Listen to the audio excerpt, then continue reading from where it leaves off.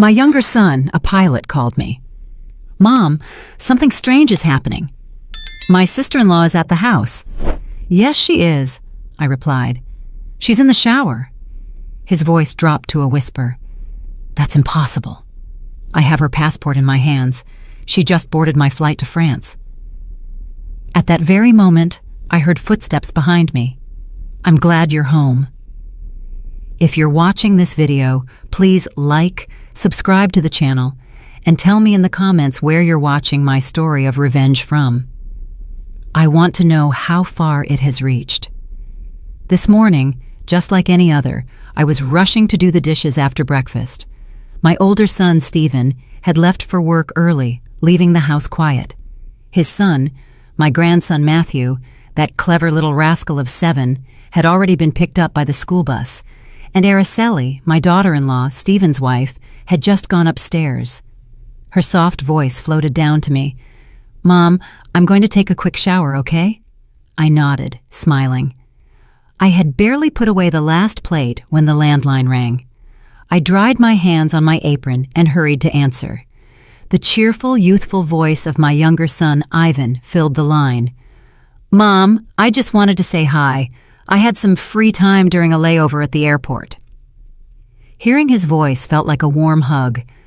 Ivan is my pride and joy, a young co-pilot who's always on the move, living out the childhood dream he had of conquering the skies. I smiled and asked him a few questions about his flight, about how he was doing. He laughed heartily and said everything was great, that work was going smoothly, but suddenly his tone changed, as if he was hesitant to say something. "Hey, Mom, something really weird happened."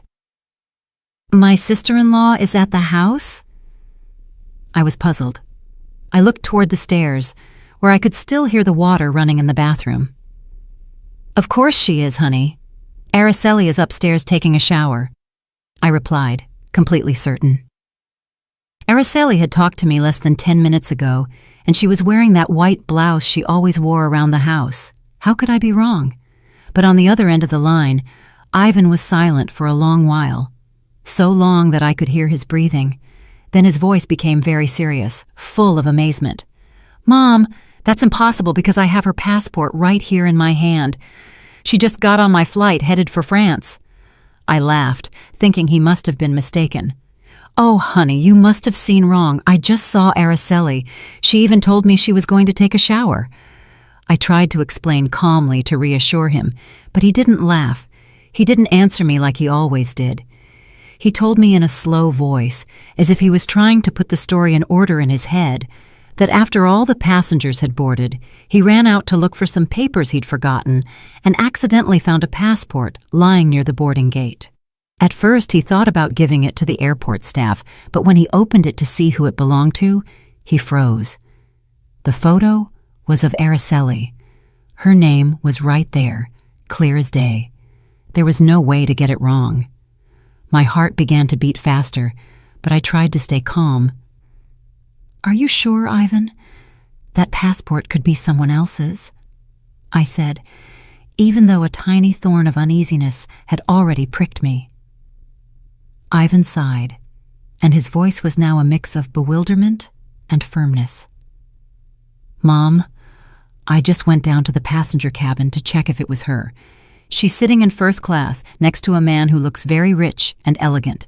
They were talking very close, like they were a couple." Ivan's words were like a stab. I stood frozen, gripping the phone receiver. My head was spinning. A couple? Impossible. I had just heard Araceli's voice from upstairs.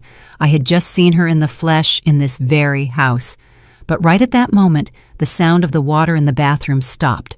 I heard the bedroom door open, and Araceli's voice came down the stairs. It was soft, but loud enough to make me jump.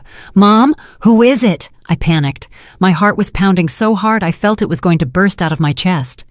"Just a friend of mine," I replied quickly, my voice trembling, and I hurried into the living room to avoid Araceli's gaze as she peeked her head out from the stairs, her hair still soaked. I closed the door and whispered into the phone, trying not to let my nervousness show. "Ivan, I just heard Araceli. She's here. She just finished showering. Are you sure you didn't make a mistake?" On the other side, Ivan fell silent again, and then his voice became harsher. "Mom, it's impossible. I have her right in front of me on this plane. I'm looking at her right now." I was speechless, my mind blank. I hung up the phone, my hands shaking so much that I almost dropped the receiver. The living room suddenly felt suffocating, even though the sun was shining brightly outside. I collapsed onto the couch, trying to take a deep breath, but my chest felt heavy with an unanswered question. If Araceli was here, who was the woman on Ivan's flight? And if the woman on the flight was Araceli, who was the person in my house? A few minutes later, Araceli came down to the kitchen. She was wearing a clean, light blue dress, her hair still damp, and she smiled with the same sweetness as always. "Mom, I'm going to the market early today. Do you want me to get you any vegetables or anything?" Her voice was kind, familiar, as if nothing strange was happening. I looked at her, trying to force a smile, but inside, I felt as if I was carrying stones. "Yes, honey, bring some tomatoes, please," I replied, my throat dry. Araceli nodded. She took her wicker basket and walked out of the house. Her silhouette disappeared behind the gate. I stood there, watching her go with a whirlwind in my soul. I didn't believe Ivan was lying to me. My son had no reason to invent a story like this. He had always been an honest boy, very sensitive and affectionate with his family. But Araceli, the daughter-in-law I had lived with for so many years, was also in front of me, in the flesh. Unmistakable. I asked myself, could there be something I've missed?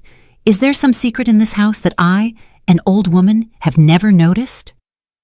I sat in silence in the living room as the midday sun filtered through the curtains, casting faint stripes of light on the tiled floor. The old armchair where I always sit to knit or read stories to. Matthew also seemed heavier now. Ivan's call kept echoing in my head. Every one of his words was like a hammer blow to my heart. I looked around the room where the family photos hung. Stephen and Araceli on their wedding day, newborn Matthew, and Ivan's radiant smile when he first put on his pilot's uniform. All those memories now seemed covered by a haze, blurry and full of doubt. My name is Stella Brooks, a 65-year-old widow who lives in a quiet, middle-class neighborhood in Phoenix, Arizona. My husband, Raphael, passed away 10 years ago, leaving me with the two sons I love more than my own life. Stephen, the oldest, is a hard-working architect, always immersed in his blueprints and projects. Ivan, the youngest, is my pride for having made his dream of being a pilot come true. My life revolves around Stephen's small family, my daughter-in-law, Araceli, and my grandson, Matthew, and the peaceful days in this house. Araceli, my daughter-in-law, was always the perfect model in my eyes. She was beautiful, industrious, always impeccable, from the way she dressed to how she cared for Matthew.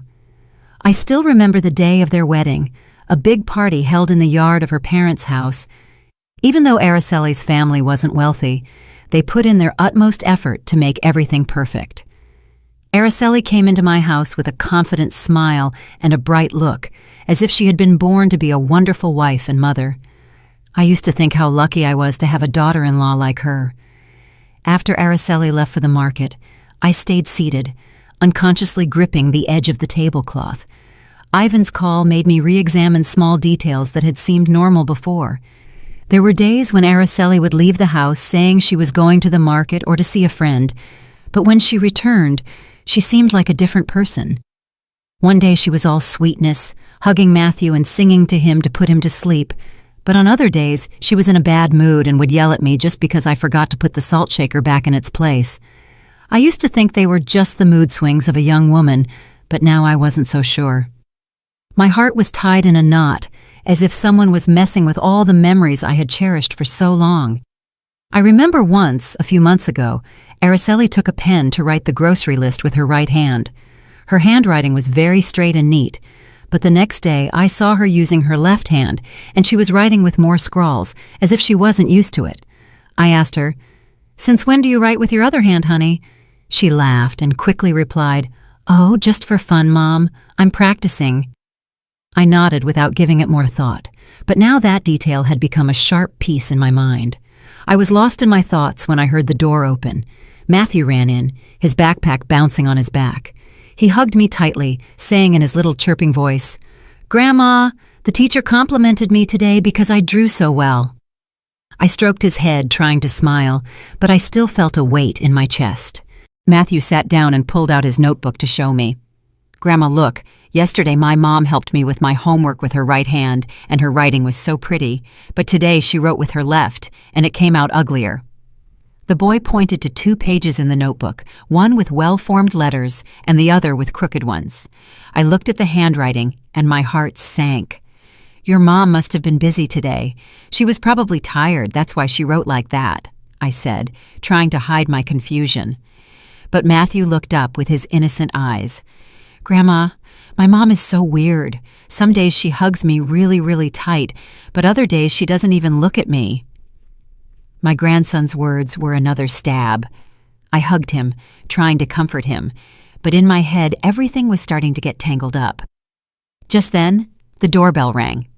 I got up, opened the door, and saw Mrs. Collins, my good neighbor, standing there with the plate that Araceli had taken to her the day before. She smiled with her usual kind smile, but there was curiosity in her eyes.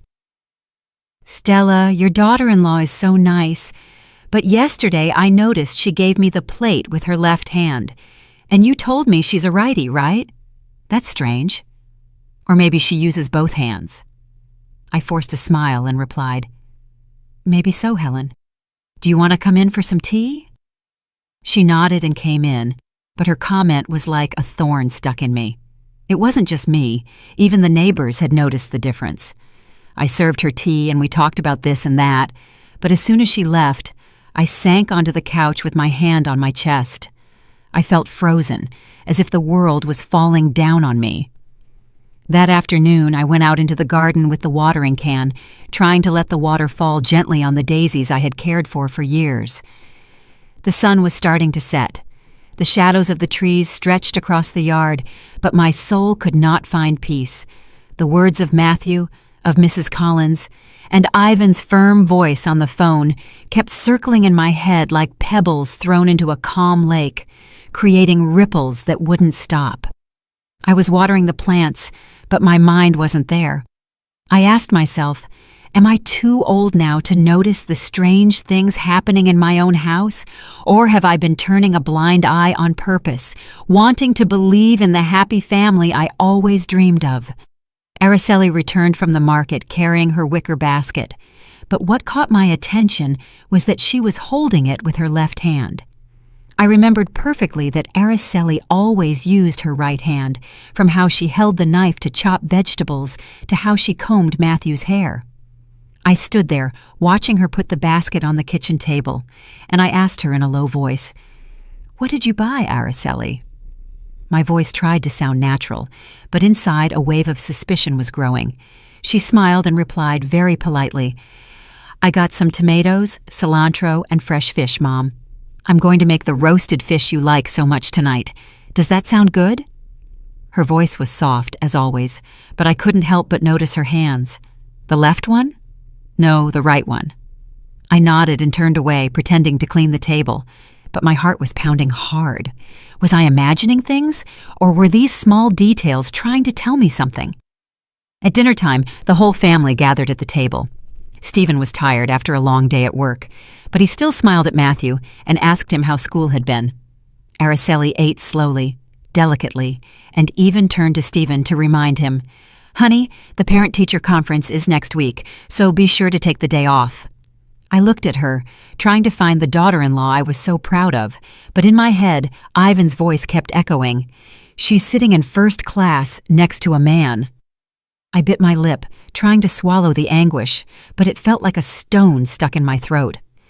Just 3 days later, everything was different. Matthew dropped a glass of water during dinner, and the water splashed all over the tablecloth.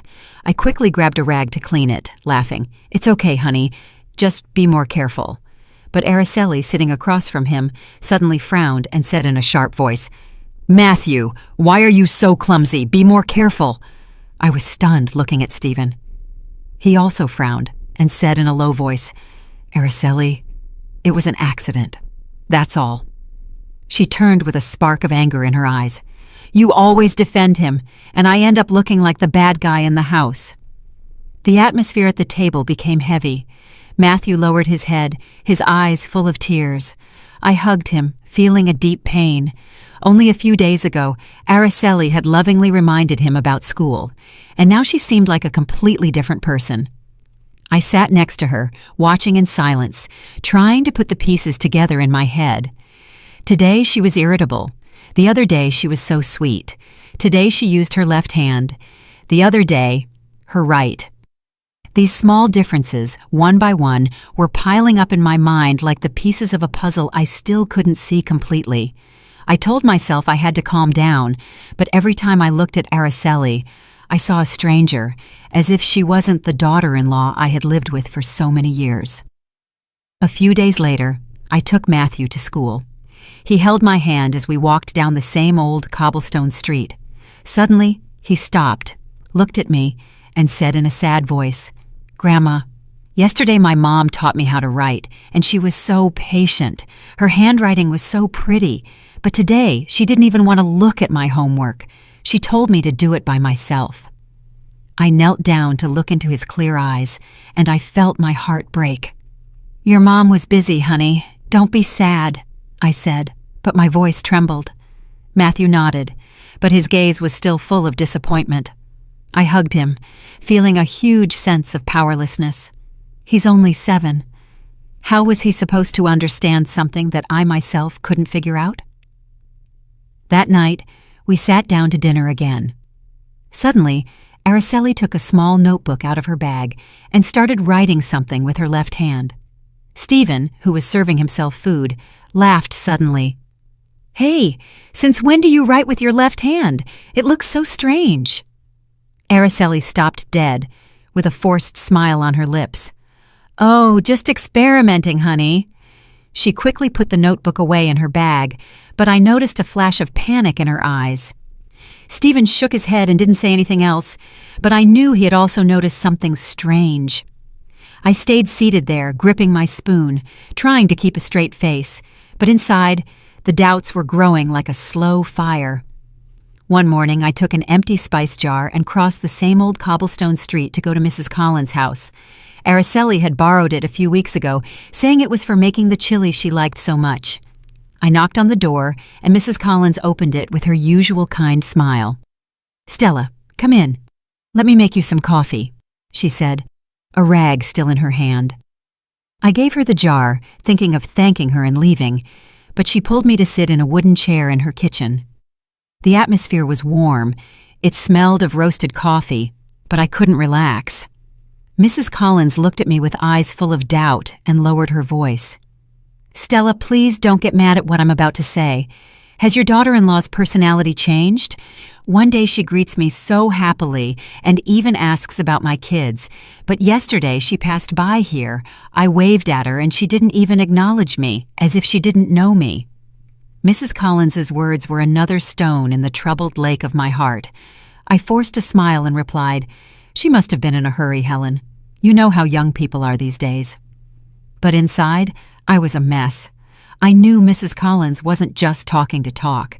She's a very sensitive person who always pays attention to details. If even she noticed how strange Araceli was, then my suspicions weren't just my imagination anymore. I stayed for a little while longer, took a sip of the now cold coffee, and said goodbye, my heart heavy. On my way back, I passed by Mr. Johnson's bakery, where I always bought sweetbread for Matthew.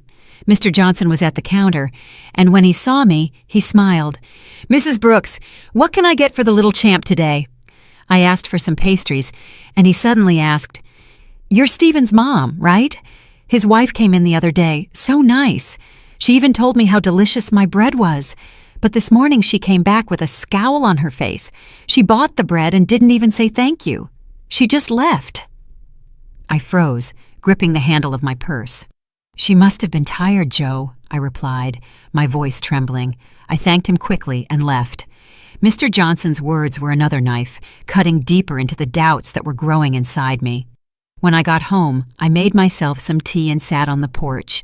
The wind blew softly, carrying the scent of the daisies from the garden. I looked toward the street that led to the market, where Araceli always walked. Suddenly, I saw her returning, carrying her shopping bag, but she greeted me in a dry voice. "Good afternoon, Mom."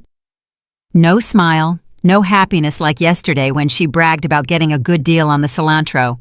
I nodded and replied in a low voice, "You're back already?" But inside, I couldn't help but observe her more closely. The blouse she was wearing today was navy blue, different from the white blouse she had on when she left. I tried to ask her in a soft voice, "Why did you change your blouse?"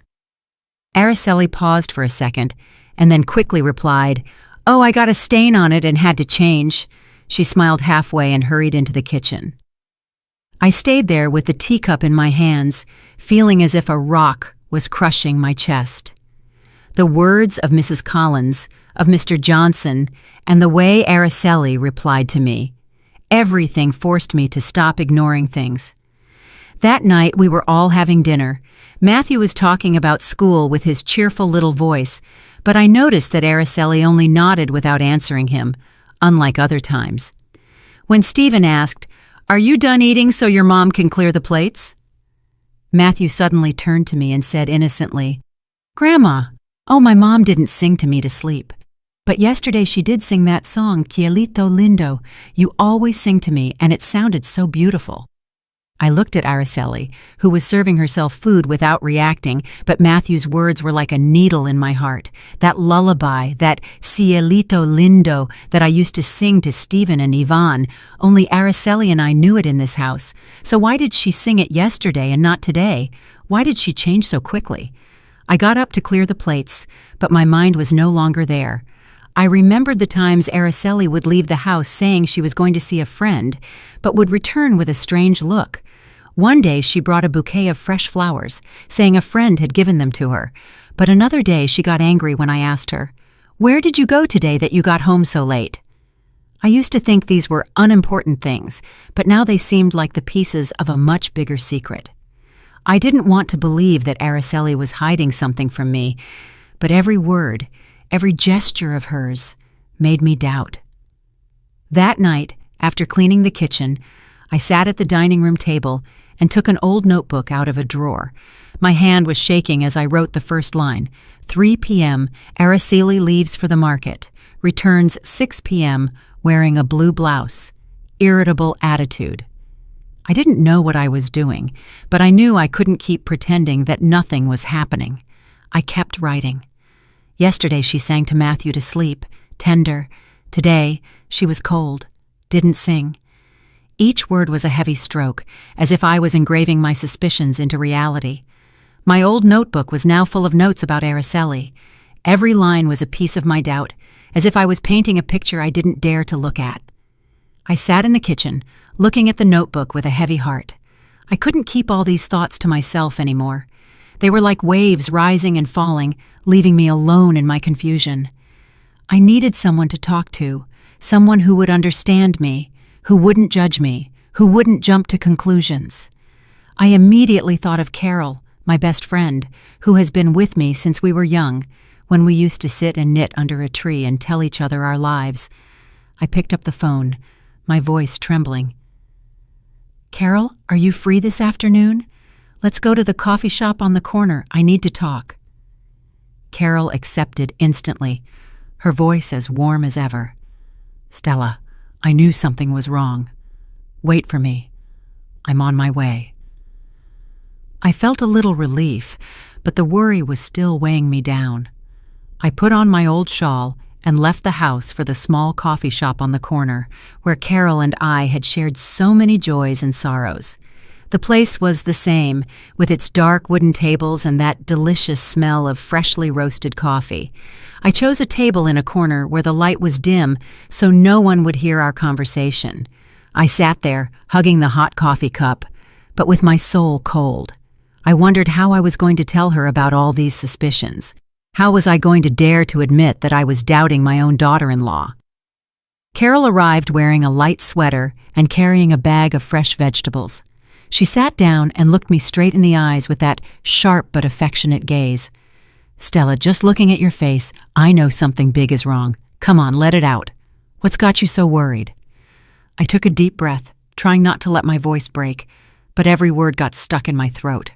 I told her everything in a summary. Ivan's call from the airport, Araceli's passport, the woman identical to her on the plane, and all the small details I had written down, from how she changed hands to right to her mood, changing from day to night.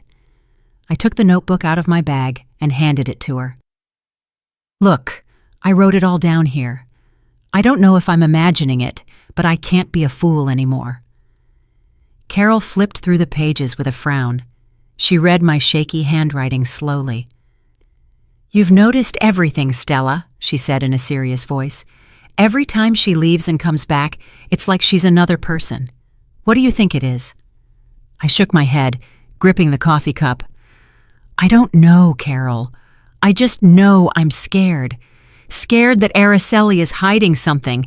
Scared that my family will break apart if I dig any deeper.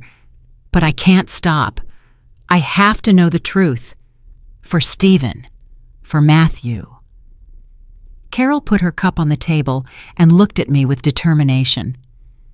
"You can't fool a woman easily, Stella. What does your gut tell you? I'm sure there's something shady going on here. You have to get to the bottom of this." I hesitated, and my voice became a whisper. "But what if I'm misjudging her? What if I hurt Stephen?" Carol interrupted me firmly. "Trust your gut. If you don't find out the truth, you'll always live with the doubt, and you won't be able to protect Matthew or Stephen." Just then, Mrs. Jenkins, the lady who sells vegetables at the market and whom I know, came into the coffee shop. She recognized me and smiled. "Mrs. Brooks, what a coincidence. Last week I saw your daughter-in-law at the market. She was so kind. She even bought an extra bunch of cilantro to cook with. But this morning, she came by again looking so serious. She didn't even say hello. She bought her vegetables and left. Is something wrong with your daughter-in-law?" I forced a smile and replied, "She must be tired, Marie."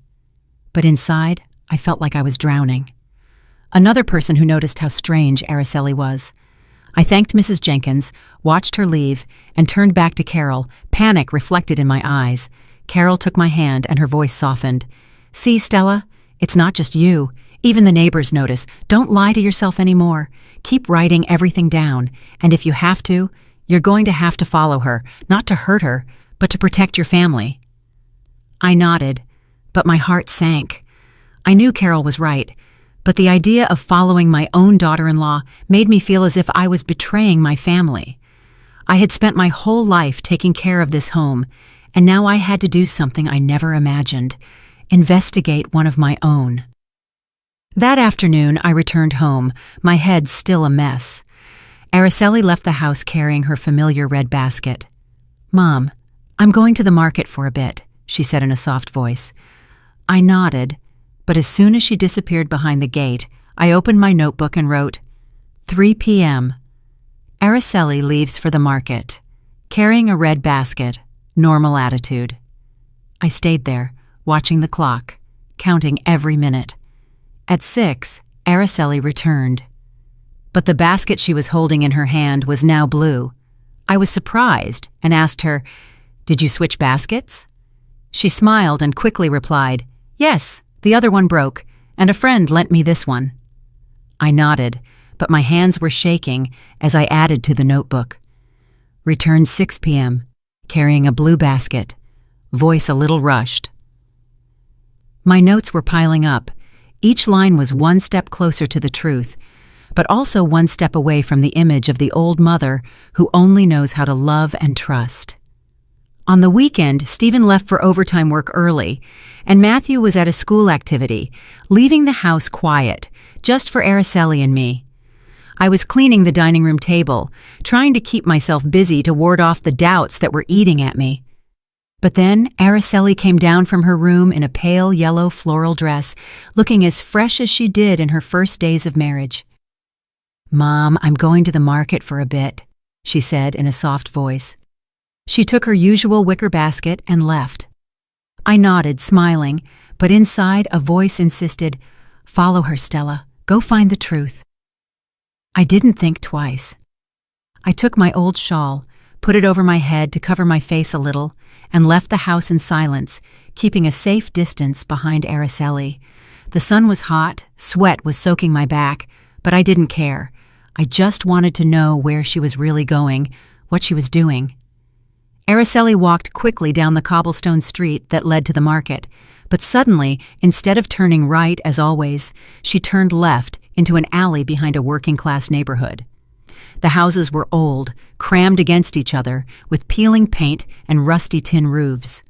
I slowed down, my heart pounding, trying to hide behind some bicycles parked on the sidewalk. Araceli didn't look back. She kept walking. She went into an even narrower alley where the sunlight barely reached. I hid behind a mechanic's shop where a man was concentrating on tightening nuts. I saw Araceli stop in front of an old wooden door, knock softly, and then go in and disappear. I stood there, my breathing ragged, my head spinning. What was my daughter-in-law doing there? This wasn't the market or any of the friends' houses she had mentioned. I wanted to walk over, knock on the door, and ask her directly, but my feet seemed to be nailed to the ground. I was afraid of the truth, afraid that what I was about to discover would break everything. In the end, I turned around and went back home full of questions, each step heavier than the last. I had barely pushed the gate open when I froze. Araceli was standing in the kitchen, chopping vegetables with a white blouse on, completely different from the floral dress she had left in. She was frowning and looked at me with cold, sharp eyes. "Where did you go, Mom, that you're just getting back?" I stood frozen, my mouth dry, unable to say a word. Only a few minutes ago, I had seen her go into that alley in a yellow dress. How could she have gotten back so quickly? And this blouse? I stammered. I just went for a walk, that's all. Araceli nodded without saying anything else, but her gaze sent a shiver down my spine. I went up to my room, pretending to look for something, but in reality, it was to escape that look, to calm my heart that was pounding wildly in my chest. That night, I was sitting knitting when Matthew ran into my room, his cheeks red from playing in the yard. He hugged my legs, sobbing, "Grandma, my mom yelled at me just because I dropped a pencil. Not like yesterday. Yesterday she was so nice, she even hugged me." I took Matthew in my arms, stroked his head, but inside, I felt like I was burning. "Your mom was tired, honey." "Don't be sad," I said, but my voice trembled. Matthew hid his face in my shoulder and whispered, "Grandma, I want the mom from yesterday." I hugged him tighter, tears about to fall. My grandson's words were like a knife, engraving my suspicions even deeper. That night, I couldn't sleep. I lay in bed with my eyes wide open, staring at the ceiling. The images repeated over and over in my head. Araceli, in the floral dress, going into the alley. Araceli, in the white blouse, standing in the kitchen. And Ivan's voice. "She's on my flight." I took the notebook out of the drawer and wrote a sentence. I didn't even dare to believe myself. Maybe they are not the same person. That sentence felt like a curse and made me tremble. The next morning, I decided to go back to that alley. I couldn't bear the doubt anymore. I took the family photo that hangs in the living room, the one where Araceli smiles radiantly next to Stephen and Matthew. I held it tight and left the house, determined but terrified. The alley was the same as yesterday, silent and somber. I stopped next to a corn stand where a middle-aged woman was fanning the charcoal. I showed her the photo and asked, "Excuse me, have you seen this young woman around here?" The woman looked at it closely and then pointed. "Oh yes, of course. She comes and goes often from the house at number 14, that one over there." I thanked her, my heart pounding in my throat, and walked straight to that house. The house at number 14 appeared in front of me, with stained walls, a peeling wooden door, and a pot with a wilted daisy on the window frame. I stood there, my hands trembling, feeling that the whole world was holding its breath with me. I knocked on the door, and each knock sounded like a hammer blow to my chest. The door opened, and I was speechless. In front of me was a woman identical to Araceli, from her face, to her body, to her long black hair. The only difference was her frightened look and her hands that were shaking as she held a rag. I stammered, my voice breaking. "Araceli?" The young woman started, gripped the rag tightly, and tried to slam the door shut. But just then, another voice was heard from inside, a soft but firm voice. "Isadora, don't hide anymore. You know this is wrong, too." I looked up and saw a young woman come out of a corner of the room, standing right behind the woman who looked just like Araceli. She was thin, with her hair in a bun, and had an intelligent but kind look. She looked at me and smiled slightly. "My name is Lucy Miller, Isadora's roommate, Mrs. Brooks. Please come in. It's time you knew the truth." I took a deep breath, trying to keep my legs from trembling, and went into that small, tin-roofed house. The walls were stained, the concrete floor was cracked, and a faint smell of disinfectant hung in the air. In a corner, an old man coughed weakly, lying on an old cot covered with a frayed blanket. I felt the space crushing me, but I still walked and sat down in the wooden chair that Lucy pointed to. The woman identical to Araceli lowered her face, and her voice was barely a whisper. "I'm sorry. I'm not Araceli. My name is Isadora." I looked at her, my mind a whirlwind, unable to say anything. Isadora. The name was strange, but the face was too familiar. I clasped my hands, trying to keep my voice firm. "You explain to me why you look so much like my daughter-in-law, and why you show up at my house." Isadora looked up, her eyes full of guilt, but she didn't answer immediately. Instead, Lucy sat down next to her, poured a glass of water from an old plastic jug, and began to speak. "Isadora is very poor, Mrs. Brooks," Lucy said in a calm, clear voice. "Her adopted parents are very ill, especially the gentleman lying down there. A few years ago, Isadora met Araceli by chance at a market. They looked like two peas in a pod, and Araceli took advantage of that. She proposed that Isadora pretend to be her, that she replace her for a few hours whenever she needed to. Isadora didn't want to, but Araceli paid her very well, and her family needed the money for medicine." I looked at Isadora and saw that her head was bowed, gripping the rag so tightly that her knuckles turned white. "Replace her for what?" I pressed, my voice full of disbelief. "Why would Araceli need someone to pretend to be her?" Isadora looked up, her voice trembling. "I don't know everything, ma'am. She would just tell me, 'You just stay in the house for a few hours.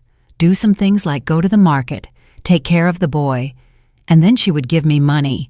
A lot of money, enough to buy my parents' medicine. I didn't dare to ask for more." She lowered her head, and tears began to roll down her cheeks. I looked at her, my chest feeling tight. Every strange detail from the last few months suddenly made sense. The change of hands for writing, the personality that was sometimes sweet and sometimes sour, the voice that was sometimes gentle and sometimes cold. Everything fit now, like the last pieces of a puzzle I had refused to see. Lucy continued with a sharper look. "I don't know if this helps, but once I saw Araceli with a very elegant man. His name is Charles Thompson. I heard the name when they were talking at a coffee shop. They were calling each other honey very affectionately. At that moment, Isadora was waiting outside in the car, not understanding anything.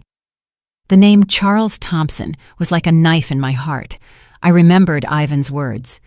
She's sitting in first class next to a rich man. The small room seemed to spin around me.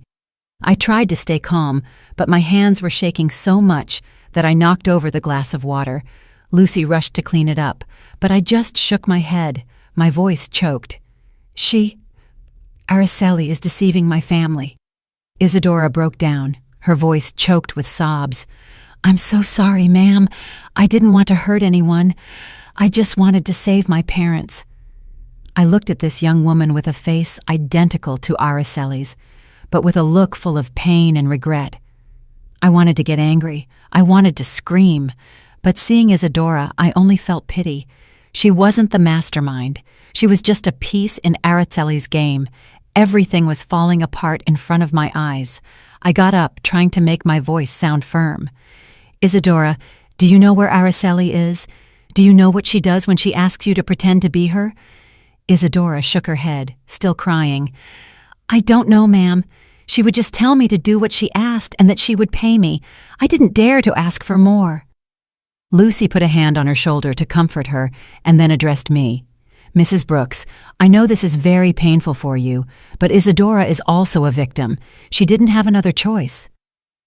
I looked around the humble house, hearing the weak voice of the man on the cot. I understood Isadora's desperation, but that didn't erase the feeling of betrayal I felt. I clenched my fists, trying to hold back the tears. I don't blame you, Isadora, but I need to know the truth.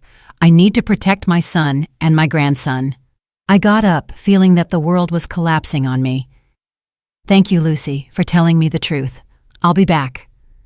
I left the house, and the bright sun outside blinded me, but my heart was cold. The next morning, I went back to that small alley where the stained walls and the peeling wooden door had become an obsession in my mind.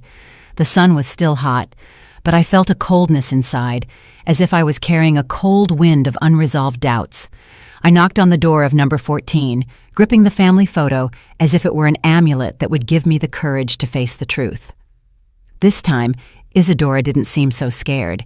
She opened the door with a still shy but calmer look and invited me in. Mrs. Brooks, I was expecting you. Please, come in. The house was still small, with that smell of disinfectant and the weak cough of the man on the cot. I sat in the old wooden chair and looked at Isadora. She was wearing a simple blouse, her hair in a loose bun. She looked tired, but no longer frightened. I took a deep breath and said in a low voice, Isadora, I want to meet your adoptive mom. I need to understand all of this better. Isadora nodded and led me to a corner of the room where a very thin woman with completely white hair was lying in bed, her cloudy eyes staring at the ceiling. She was Mrs. Jones, Isadora's adoptive mother. I took her frail hand and introduced myself. I'm Stella Brooks, Stephen's mom, Araceli's husband. Mrs. Jones looked at me, breathing with difficulty, and said in a weak voice, Isadora is not my blood daughter. She's a child I adopted when she was a newborn. Her words were like a hammer blow to my head. I froze, my heart beating faster, but I tried to make my voice sound calm. Please, tell me how it all happened. The lady coughed, and then, slowly, began to tell me a story I wasn't prepared for. Many years ago, I was a nurse at a hospital in a small town, she began, her voice trembling. A very poor family had twins. They were so poor they couldn't keep both of them. The mom was crying. She said she could only keep one. The other one they were going to abandon. My heart broke. I couldn't let them abandon that baby. So I adopted her. That's Isadora. She stopped for a long cough and then looked at Isadora with immense love. I raised her as if she were my own, but I know she has always wanted to find her real parents. I have nothing to give her but my love, and this house. I sat there, gripping the edge of the chair, my head spinning. Do you know who Isadora's biological parents are? I asked, my voice trembling. Mrs. Jones shook her head. I only know they were a poor family from a nearby town. I didn't ask much. I just wanted to save the child. I looked at Isadora and saw her with her face bowed, tears rolling down. Mrs. Brooks, I don't know anything about my biological parents, she said, her voice choked. But when I met Araceli, I thought maybe she knew something. She looks so much like me, but she never told me anything about that. I felt a lack of air. I asked Mrs. Jones to let me see her old papers, hoping to find a clue. She pointed to an old wooden dresser. Isadora took out a yellowish paper envelope and gave it to me. Inside, there was a copy of some hospital papers with Isadora's date of birth. I read them quickly and felt my heart stop. Isadora's date of birth was exactly the same as Araceli's, the one I had seen on her papers when she married Stephen. I gripped the documents with trembling hands and looked at Isadora. You and Araceli could be twin sisters, I said, my voice lost. Isadora broke down crying, covering her face. So Araceli is my sister? Why didn't she tell me anything? Why did she make me do all that? I looked at her, my heart shattered. I remembered the days when Araceli came to my house, radiant and confident, as if she had been born to be the perfect wife and mother. I had loved her. I had believed she would give Stephen happiness, but now I knew that she had not only deceived my family, but she had also taken advantage of her own sister, using her as a double to hide secrets I didn't even dare to imagine. I stood up, put my hand on Isadora's shoulder, and my voice, though firm, could not hide the pain. Isadora, from today on, I won't let anyone else take advantage of you. I'm going to help your parents with their illness, but in return, you have to cooperate with me. I need to bring this truth to light, for Stephen, for Matthew. Isadora nodded, still crying. I will help you. I don't want to live in this lie anymore. I looked at her and saw sincerity in her eyes, and for the first time, I felt a ray of hope in the middle of the storm. I left the house and walked through the alley, my soul in turmoil. I passed by the bustling market where people were shopping and laughing, but in my mind, Mrs. Jones's words echoed like bells. 2 twins, one abandoned, the other raised, and now their destinies had crossed in my own family. I returned home, my soul a mess, like a field after a storm. The truth about Araceli and Isadora, the secret of the twins, was a rock crushing my chest. I was at a crossroads for which I was not prepared, to confront my daughter-in-law, the woman who had deceived us all, and to reveal the truth to Stephen and Matthew. That night I called Ivan. My voice was firm, though my heart was trembling. Ivan, you have to come home tomorrow night. There are some things I need you to clarify. Ivan was surprised. I could hear the worry in his voice. Mom, did something serious happen? I said bluntly, you just come, honey. I need you, and if you can, bring Araceli's electronic passport. He didn't ask any more questions. He just said, yes, Mom, I'll be there. I hung up and sat down, feeling that the whole world was crashing down on me. I knew that tomorrow night would be one that no one in this family would ever forget. The next day, I got up early and prepared a big family dinner. I put a white tablecloth on the table, lit some candles. I cooked the chili that Stephen likes so much and the roasted fish that Matthew always asks for. I wanted this dinner to be special, not to celebrate, but to mark a before and after. I was in the kitchen chopping vegetables, but my mind was somewhere else, between that dark alley and Isadora's words. I told myself I had to be strong for Stephen, for Matthew, but each cut of the knife felt like a cut in my own heart. Stephen got home as it was starting to get dark, tired from work. Seeing the table set, he was surprised. What are we celebrating? Why did you make so much food, Mom? I smiled, trying to seem calm. I just wanted all of us to have a nice dinner. Sit down, honey. Araceli came in with her light blue dress, a soft smile, but a bit of nervousness in her eyes. Matthew ran to hug my legs. Grandma, the fish smells so good. I stroked his head, a lump in my throat.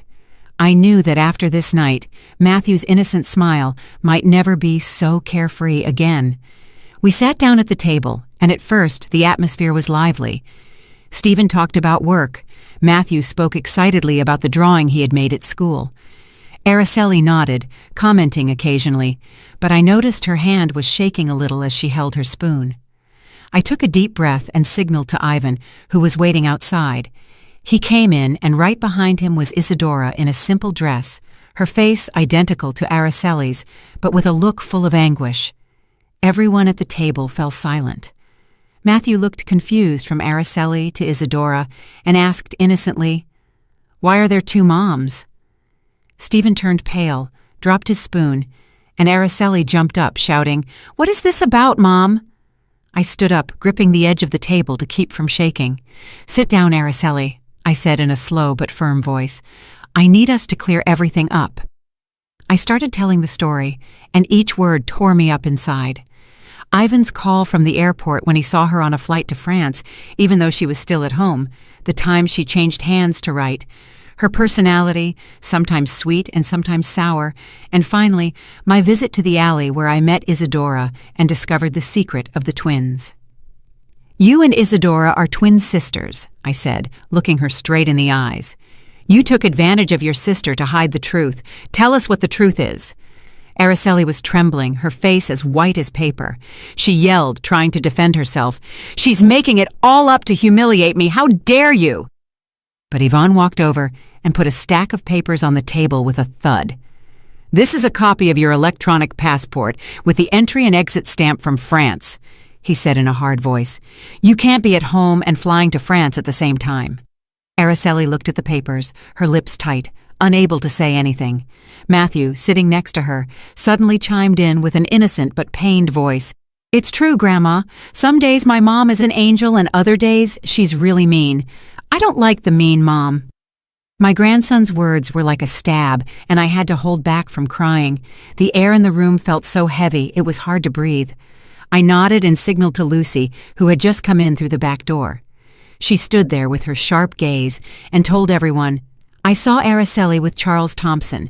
They were calling each other honey, and it was she who hired Isadora to pretend to be her and deceive the family." Stephen turned to his wife, his voice choked. "Is it true, Araceli? Tell me, is it true?"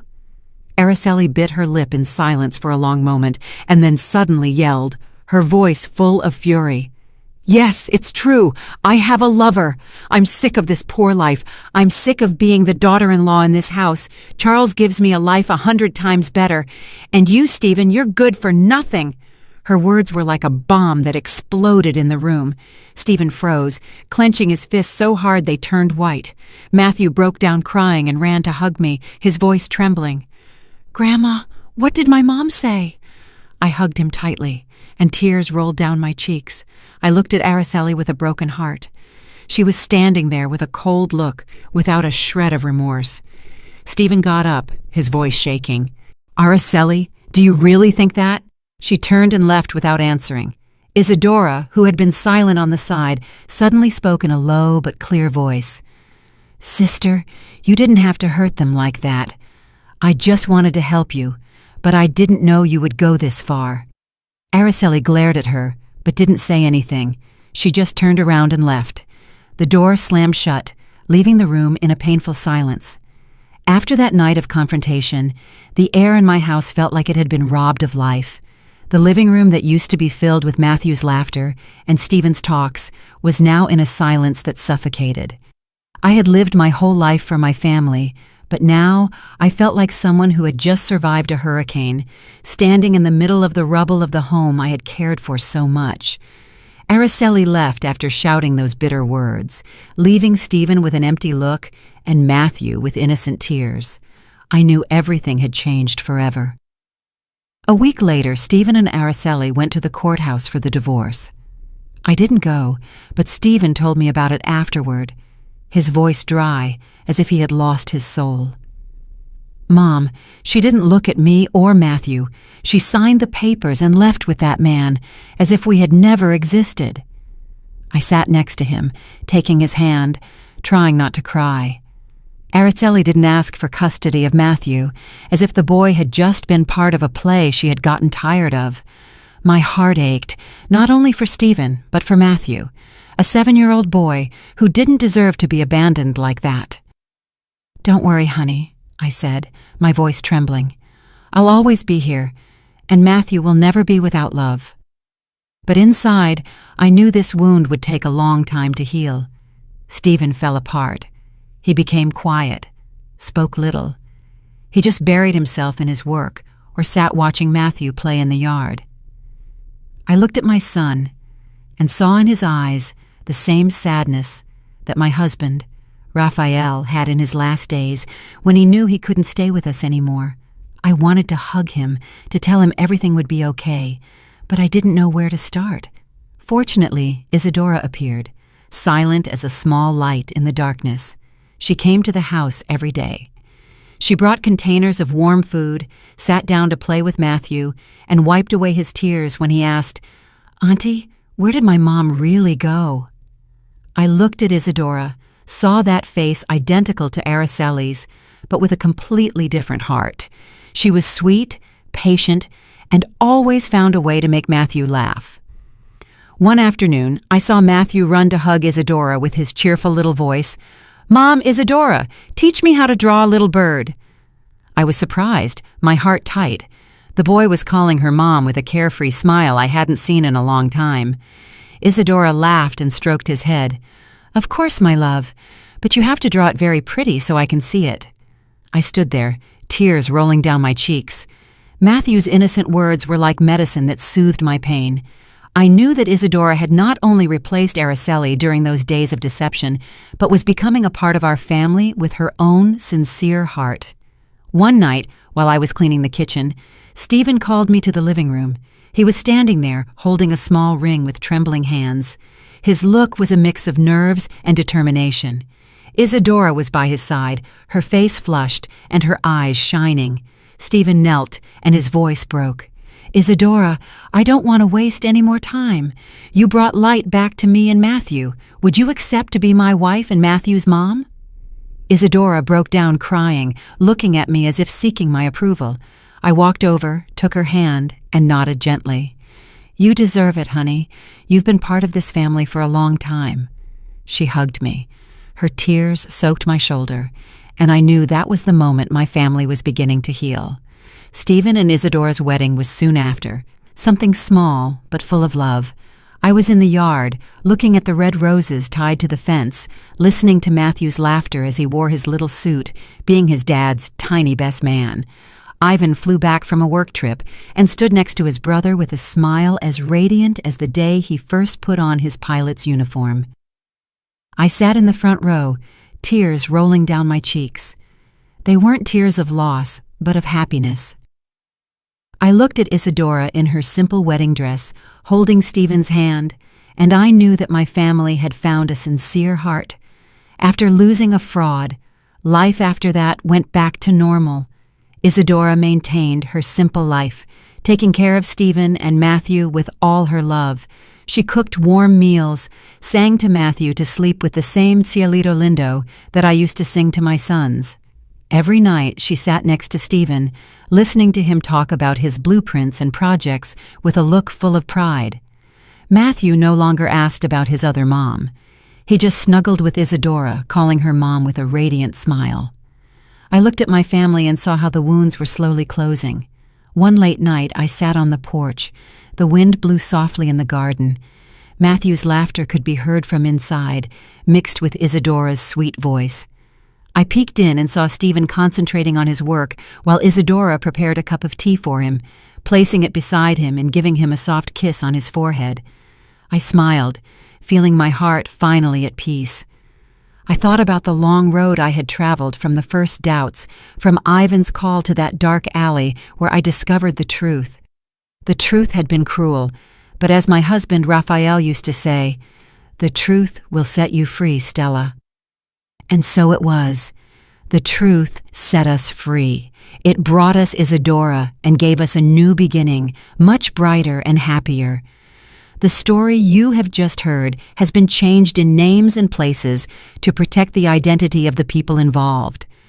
We are not telling this to judge, but with the hope that someone will listen and stop to reflect on how many mothers are suffering in silence inside their own homes. I truly wonder, if you were in my place, what would you do? Would you choose to be quiet to maintain peace, or would you dare to face everything to reclaim your voice? I want to know your opinion, because every story is like a candle that can light the way for someone else. God always blesses, and I am convinced that courage leads us to better days. Meanwhile, on the final screen, I am leaving you with two of the channel's most beloved stories. I am sure they will surprise you. Thank you for staying with me until this moment.